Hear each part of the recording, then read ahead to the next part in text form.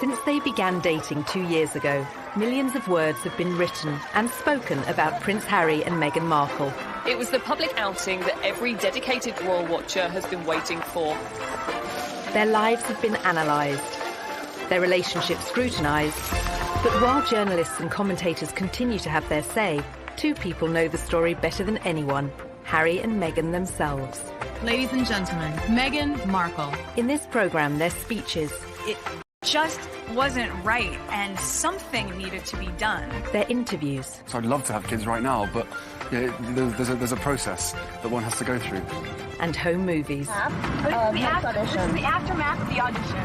Meghan isn't, your typical type of royal bride. And I am burning up. She had put so much of herself out there. This is what I do, duck throw. All brought together for the first time. At the end of the day, I'm a human being, I'm just a normal person like these guys are. Their lives are an open book. And that means we've painted a very quick picture of them together.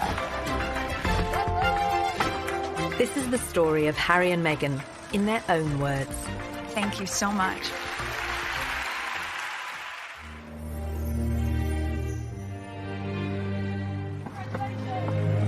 This afternoon, Prince Harry and Meghan Markle stepped hand in hand into the sunken garden at Kensington Palace. November 27th, 2017, and Harry and Meghan broke the news the world had been waiting for.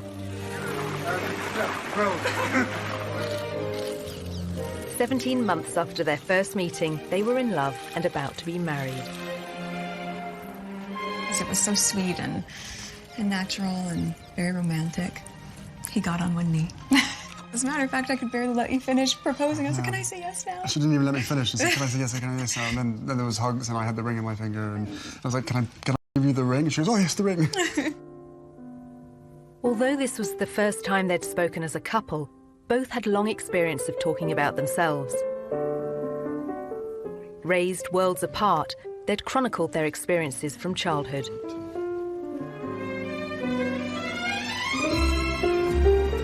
For Meghan, that was spent in Los Angeles, California, where she was born to her white father, Tom, and African-American mother, Doria. It was the late 70s when my parents met. My dad was a lighting director for a soap opera, and my mom was a temp at the studio. I like to think he was drawn to her sweet eyes and her afro, plus their shared love of antiques.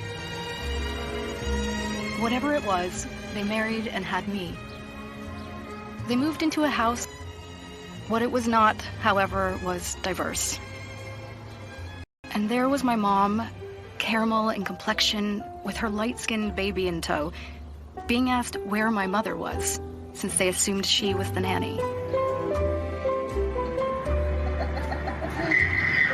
Nice, huh? You like these ponytails? With both parents working in the Hollywood entertainment industry, Meghan developed an early love of the stage. She would often visit her father as he worked behind the scenes on a long-running TV sitcom. It was considered so risque, some viewers even organised a boycott. There was a show called Married with Children. Do you remember that show? Yeah, absolutely, yeah. So I grew up on the set of Married with Children every day after school for 10 years. I was there. Wow. I know. It's a very perverse place for a little girl who went to Catholic school, no less, to grow up. There were a lot of times my dad would say, Meg, why don't you go and help with the craft services room over there? This is just a little off color for your eyes. I wasn't allowed to watch it at home. I could watch the end credits, so I could give the screen a kiss when I saw my dad's name go by. I mean, they seem very close as father-daughter.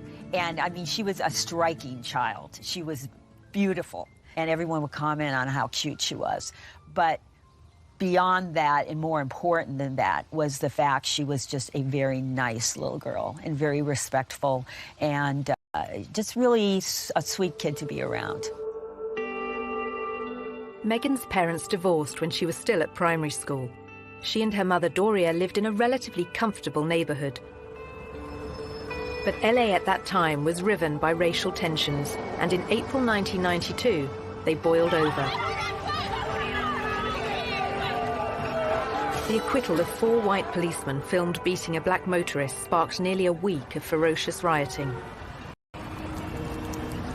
The city pretty much burned in South Los Angeles. Skies were black, ashes everywhere. You didn't know how far they were going to reach, or you didn't think they were going to stop. It was kind of just like being in another world. The violence claimed 63 lives. 2,000 people were injured and 12,000 arrested. As it spread north towards Meghan's school, the 10-year-old and her mother had to run for shelter. They had let us go home during the riots, and there was ash everywhere. Oh my God, Mommy, it's snowing. No. Imagine any parent would want to keep their child inside because when your city's burning, when you fear for your life, children shouldn't have to experience that.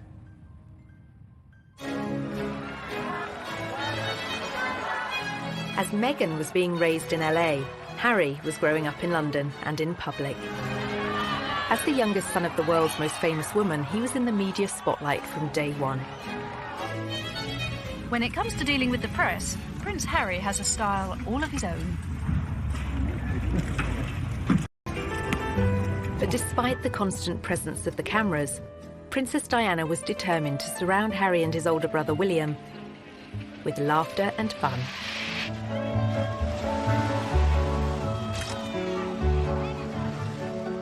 Our mother was a total kid through and through. When everybody says to me, so she was fun, give us an example, all I can hear is her laugh in my head.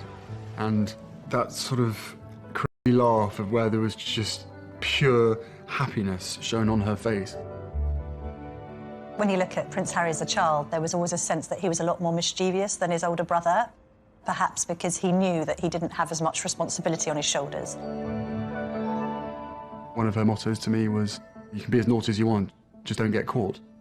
She was one of the naughtiest parents. She would come and watch us play football and smuggle sweets into our socks. And I mean, like literally walking back from a football match and having sort of 5 packets of Starburst, and just the whole shirt was just bulging with sweets. I think that very much appealed to Prince Harry's character and sense of humour, this idea that he could be a bit of a royal rebel like his mum and still get away with it. As part of his privileged upbringing, Harry was sent to Wetherby School in London's Notting Hill, where fees are more than £7,000 per term. At the same time, Meghan, 3 years his senior, was a pupil at Los Angeles' Little Red Schoolhouse. With its strong academic and artistic reputation, it was a favourite for Hollywood families. But some of the city's most deprived areas were just a short drive away, areas she'd frequently visit along with both her parents. My mom and dad came from little, so they made a choice to give a lot.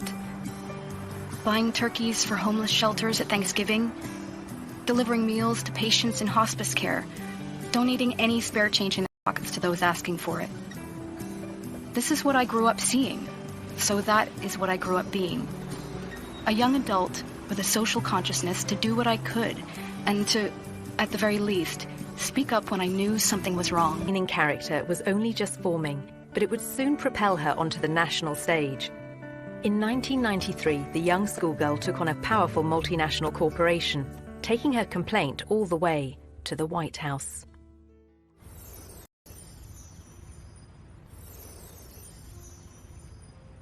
Ladies and gentlemen, please welcome Meghan Markle.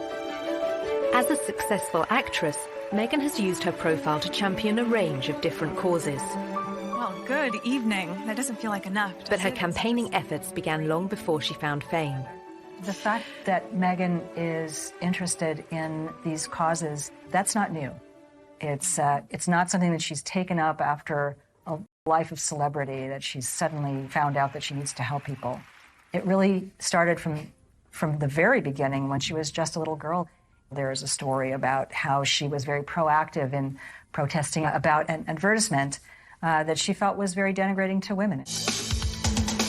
The gloves are coming off. Women are fighting greasy pots and pans with Ivory Clear.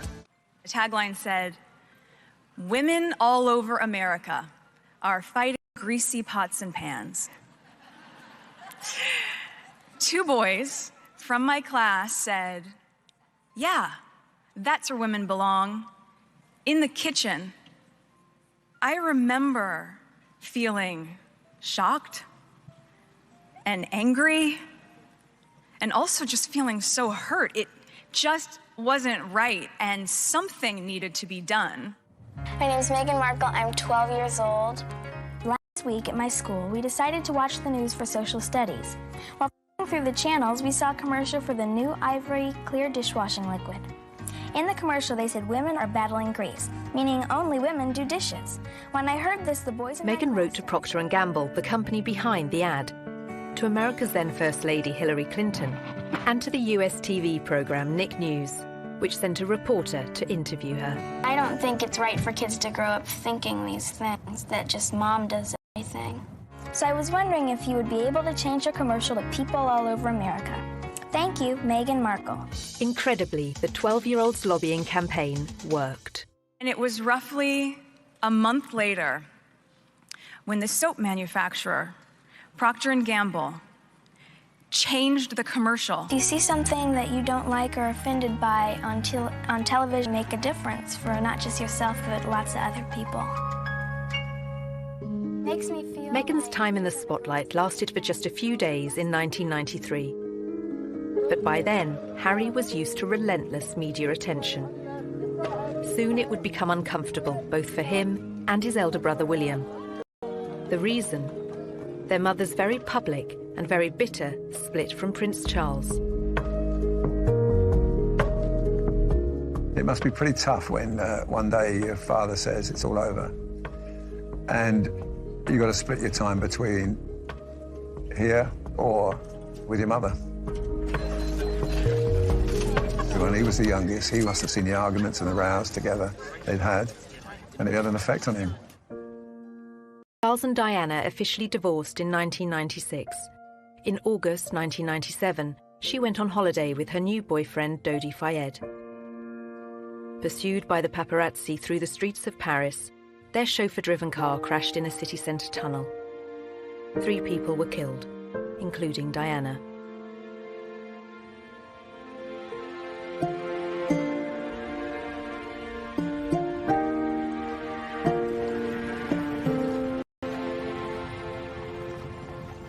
My mother had just died, and I had to walk a long way behind her coffin, surrounded by thousands of people watching me while millions more did on television. I think everybody who witnessed the funeral and that young child walking behind his mother's coffin reflected on it and thought, goodness me, what effect is this going to have on this boy's life growing up? I don't think any child should be asked to do that, under any circumstances. I don't think it would happen today. Well, we now know, actually, the true effect that Diana's death had on both Harry and William. Prince Harry spoke extremely openly about the fact that that had a profound effect, that he completely went off the rails, he couldn't cope with it.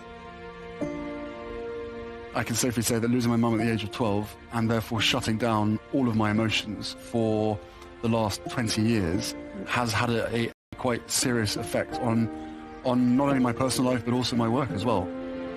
My way of dealing with it was, sticking my head in the sand, refusing to ever think about my mum, because why would that help? It's only going to make you sad, it's not going to bring her back. So from an emotional side, I was like, right, don't ever let your emotions be part of anything. Obviously, you know, he speaks from the heart. I mean, Diana was a super mother, and to lose that person just such a young age must have been terrible for him, and he said that. How much he misses her, how much he thinks of her every day. Not a day goes by he doesn't think about it. Been very close to a complete breakdown on numerous occasions when all sorts of grief and sort of lies and misconceptions and everything's coming at you from every angle. Diana's funeral was watched by an estimated 2.5 billion people around the world. Among them, 16-year-old Meghan Markle. By then, she was a student at the all-girl Immaculate Heart High School in Los Angeles. Here, just 2 miles from Hollywood, her acting ambitions were taking shape. Long before I taught Meghan, I saw her in the school plays. And she was one of those girls, when she was on stage, you were drawn to watch her because she just had this charisma and this. We have a musical and a play every year. And she's certainly one of the many shining lights that we have here at Immaculate Heart. Meghan's stage talents led her to enroll on a university course in theatre. Before joining, she auditioned for roles in music videos. After the aftermath of the this audition. This is the aftermath of the audition, and it went pretty well. We just had to dance crazily, and so I did, and it was tired. Just all danced like wild women, and I was shaking my hair around, and so that's that, and I am burning up. The Los Angeles of 1998 had recovered from the riots of 7 years earlier. Surface, as Meghan was soon to witness firsthand. I was home in LA on a college break when my mom was called the N-word. We were leaving a concert and she wasn't pulling out of a parking space quickly enough for another driver. My skin rushed with heat, a whisper of words so hushed they were barely audible. "It's okay, Mommy." I was trying to temper the rage-filled air permeating our small silver Volvo. This is something that has happened for people of color since we've been brought to this country some 400 years ago. It's unfortunate because racism hurts. You know, just to talk about it, it hurts. And kids don't need to hurt. They shouldn't have to. I shared my mom's heartache, but I wanted us to be safe. We drove home in deafening silence, her chocolate knuckles pale from gripping the wheels so tightly.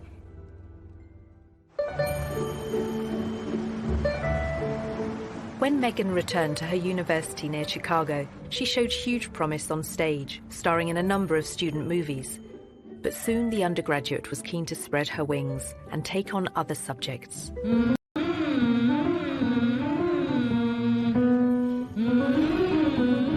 I had always been the theater nerd at Northwestern University. I knew I wanted to do acting, but I hated the idea of being this cliché, a girl from LA who decides to be an actress. I wanted more than that. And I'd always loved politics, so I ended up changing my major completely and double majoring in theater and international relations. As part of her degree, Meghan won an internship at the US Embassy in Argentina. In 2002, the country was in financial crisis. Meghan was sent to greet a top White House official, whose car was then surrounded by placard-waving demonstrators. It was their economic devaluation, and our Secretary of the Treasury at the time was there. So I'm 20 years old, in Buenos Aires, in a motorcade, doing that whole thing. I thought for sure I would still have a career in politics. And then I came back to LA for Christmas, and a friend of mine from college introduced me to this manager. The manager had watched one of Meghan's student films and said he could find her cinema and TV work in return for a 10% cut of her earnings. But, as she was soon to discover, the competition for roles was fierce. A young actor, actress trying to break into the business, it is not easy. My parents had been so supportive, watching me audition, trying to make ends meet, taking all the odds and ends jobs to pay my bills. I was doing calligraphy, and I was a hostess at a restaurant, and all those things that actors do. There's so many people out here who want to get into the entertainment industry. It's difficult. I had a beat-up Ford Explorer Sport that rattled like a steamboat engine in the morning. Audition to audition, just as I was. I mean, you really have to be very self-promoting, and you have to be willing to, knock on doors and be very motivated and have good self-esteem, because you could get eaten alive out here. I would drive to auditions and park at the back of the parking lot, far from the eyes of anyone who could see me unlocking the trunk and crawling into my car through its only feasible entry point. I would play it off, obviously, as though I was looking for something, reaching so deep for something that my car almost sucked me in to get it. Much like my experience in Hollywood, to be honest. Struggling, climbing hurdles, searching for something that I couldn't even see, and just reaching for it. Now in her mid-20s, the most Meghan had to show for her efforts were bit parts in soap operas, TV dramas, and the odd movie. In 2006, she became a briefcase girl on the American version of the quiz show Deal or No Deal, recording up to 7 shows a day. For somebody like Meghan, appearing as essentially an adornment on a game show would not be her ideal job. I'm sure she appreciated the paycheck, but she would have felt creatively unfulfilled. I would put that in the category of things I was doing while I was auditioning to try to make ends meet. I was the ill-fated number, which for some reason no one would ever choose. I would end up standing up there forever in these terribly uncomfortable and inexpensive 5-inch heels, just waiting for someone to pick my number so I could go and sit down. Despite her setbacks and disappointments in Hollywood, Meghan persisted. And in 2011, her big break came in Canada. Success and fame beckoned, as well as marriage.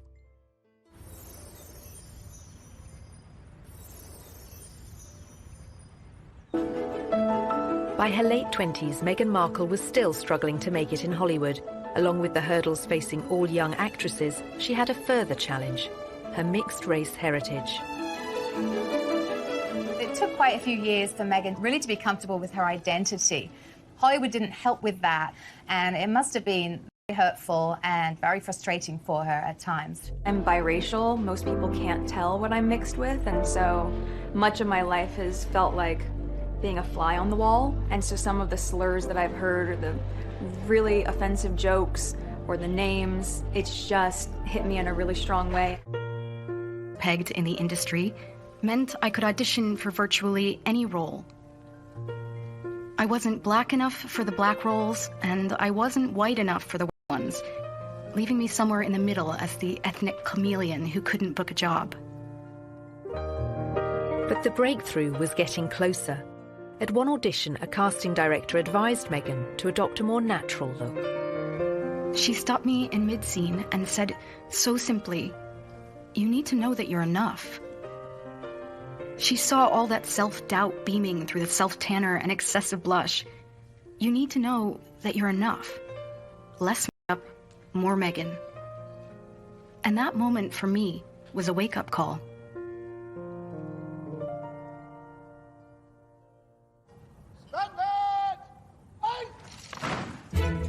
As Meghan edged closer to fame, Harry was doing his best to escape the media spotlight. After finishing his studies at Eton, he took a gap year, then enrolled at the Sandhurst Royal Military Academy, passing out in 2006.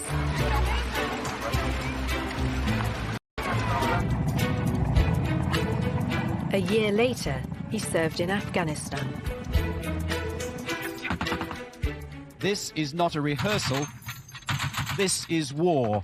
Prince Harry taking on the Taliban and coming under fire. The army had deployed Harry to the front line in secret. The media were only allowed to report on it as his 20-week tour of duty came to an end. This is what I did, duck throw. At the end of the day, I'm a human being, I'm just a normal person like these guys are. I don't know, it's just nice to be honest. I wouldn't expect the British public to make much of it. I think they would just turn around and go, yep, good on him, good on the people who got him out there. He's a soldier, so what, basically. So what if he goes out there? My husband went out there and he died, so what if he goes out there? The general opinion, and hopefully so. He was very good at his job, he was very competent, and he fitted in very well with everyone that he worked with. There was no airs and graces with Harry. He just wanted to be treated the same as everybody else, which he was. He didn't expect any sort of special favours, being the Queen's grandson. Harry's determination to be treated the same as other soldiers won him praise from the media. But newspapers were less impressed by his behaviour when off duty. In 2012, pictures of a semi-naked royal enjoying time off in Las Vegas made the front pages.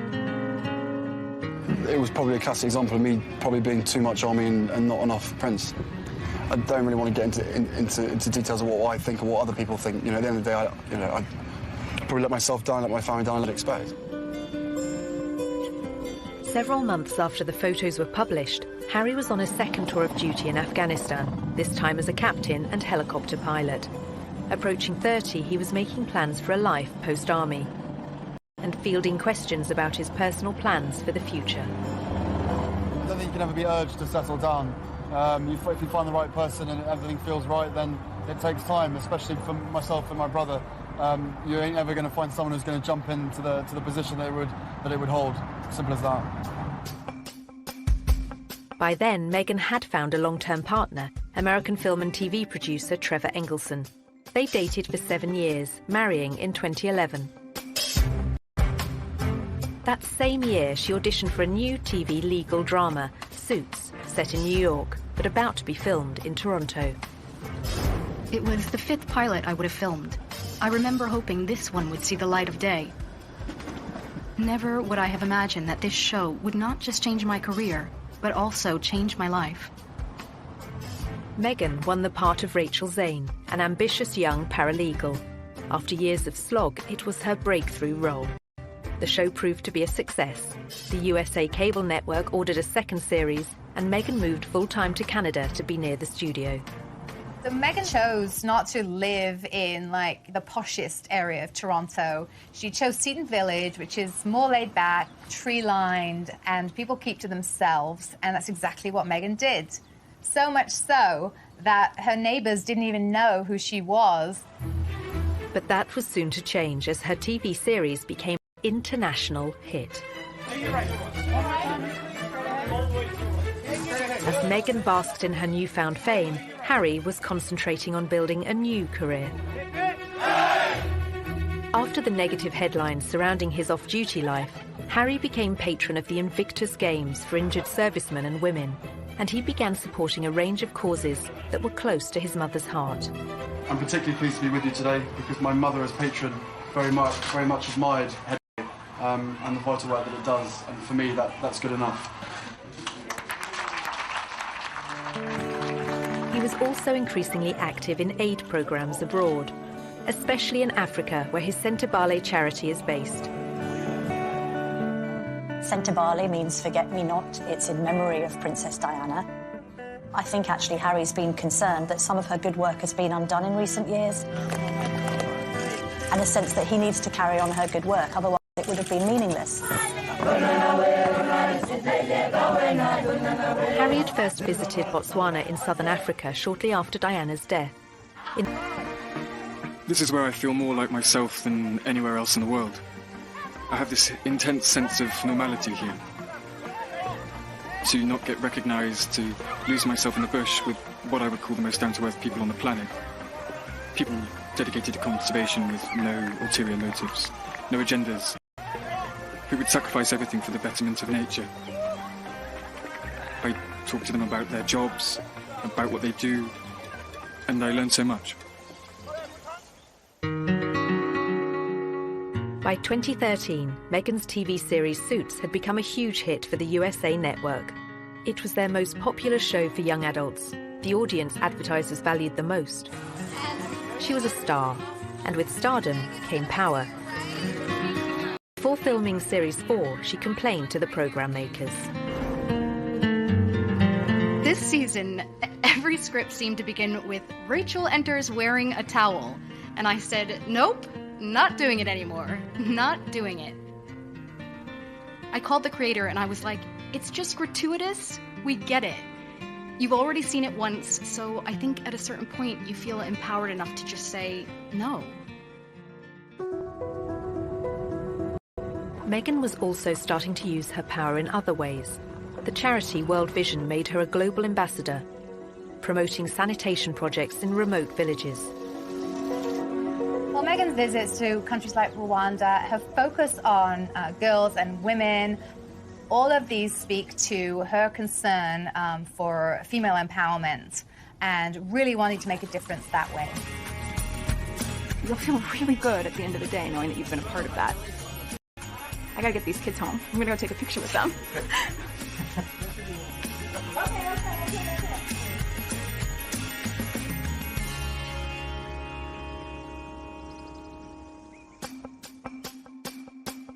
Meghan's fame had coincided with sadness in her personal life.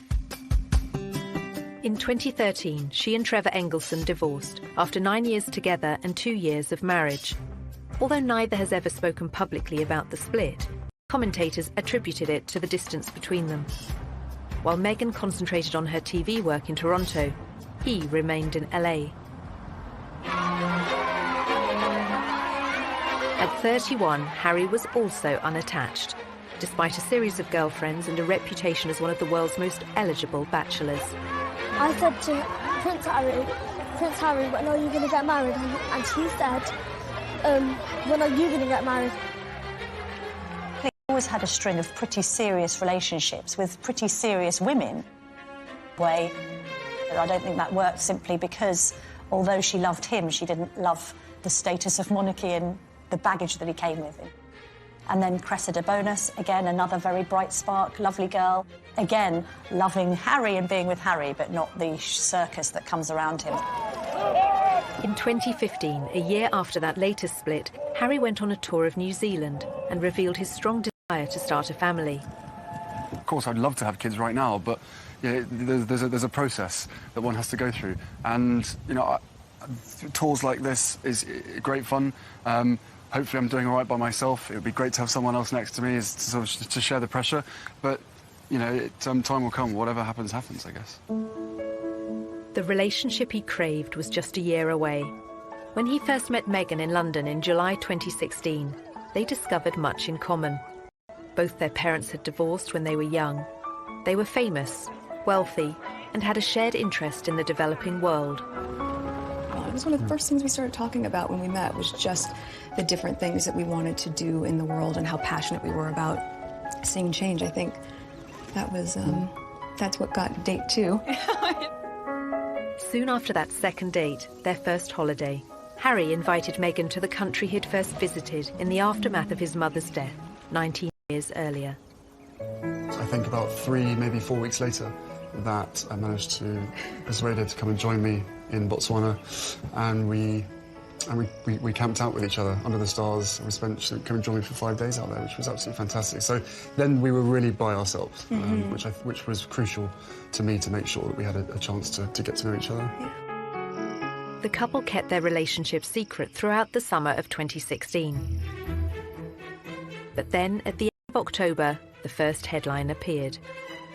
You have a story like that and it breaks, and the rest of Fleet Street is then playing catch-up. And it was then after the story broke that you found people descending on Meghan's house, chasing after anyone that ever knew her, chasing after family members. I think both of us were totally surprised by the reaction after the first 5-6 months that we had to ourselves of what actually happened from then. So I think you can have as many conversations as you want and prepare as much as possible, but we were totally unprepared for what happened after that. Some reports concentrated on Meghan's family neighbourhoods in LA. Others focused on the breakup of her parents' marriage and her relationships with her half-sister and half-brother. There's a misconception that because I have worked in the entertainment industry that this would be something I would be familiar with. That I've never been part of tabloid culture. I've never been in pop culture to that degree. I made the choice to not read anything. But some of the coverage and comments incensed Harry. Breaking news from Kensington Palace this morning. Prince Harry After 8 days of headlines, he came out fighting. I think that's one of the strongest statements I've ever heard come out of a palace.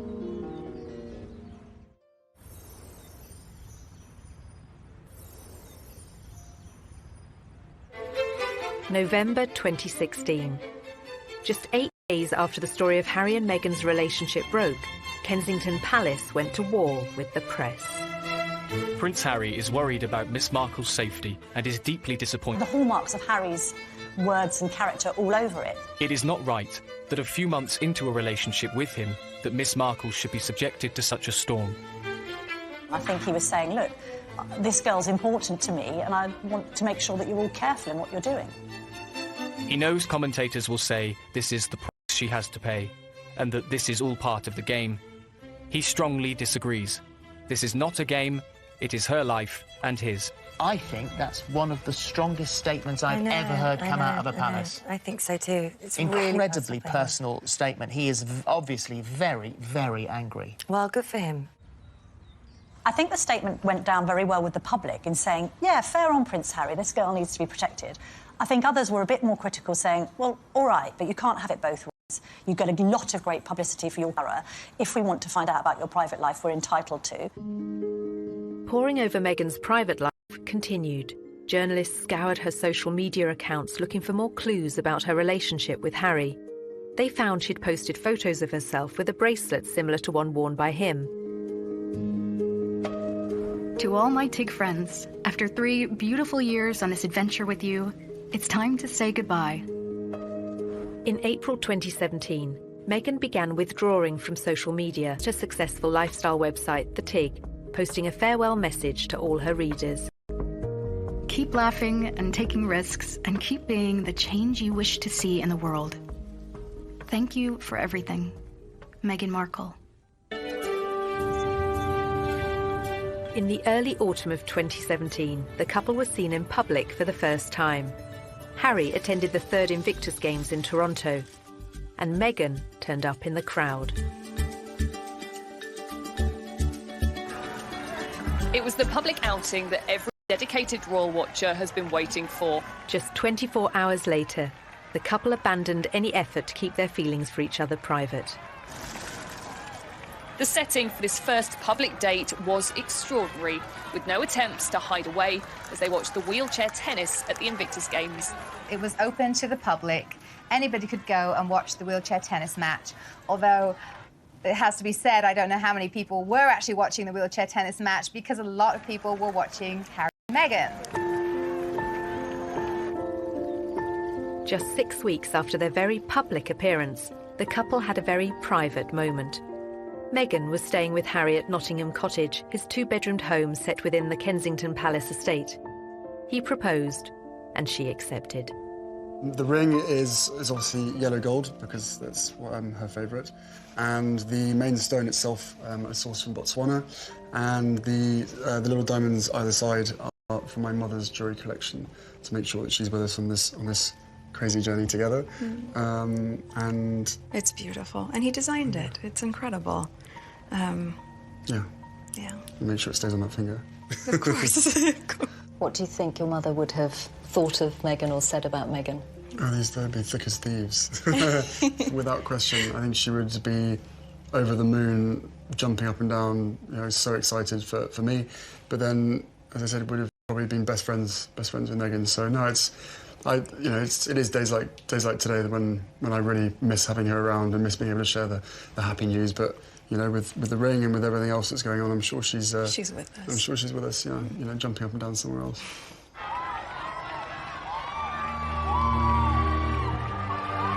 Since the announcement, Meghan has become the fresh face of royalty, connecting with a new generation, just as Harry's mother once did. I know that I'm in love with this girl, and I hope that she's in love with me. But we still had to sit down on the sofa, and I still had to have some pretty, frank conversations with her to say that, what you're letting yourself in for, it's a big deal. It's not easy for anybody. But I know that, at the end of the day, she chooses me, and I choose her, together as a team. After a life spent on the other side of the Atlantic, Meghan is now planning to become a UK citizen. She and Harry have also spoken of their wish for the Commonwealth. But now, with their wedding fast approaching, their focus, for the moment, is firmly on May the 19th. We're a couple. We're in love. I'm sure there will be a time when we will have to come forward and present ourselves and have stories to tell. But I hope what people will understand is that this is our time. This is for us. It's part of what makes it so special that it's just ours. But we're happy. Personally, I love a great love story.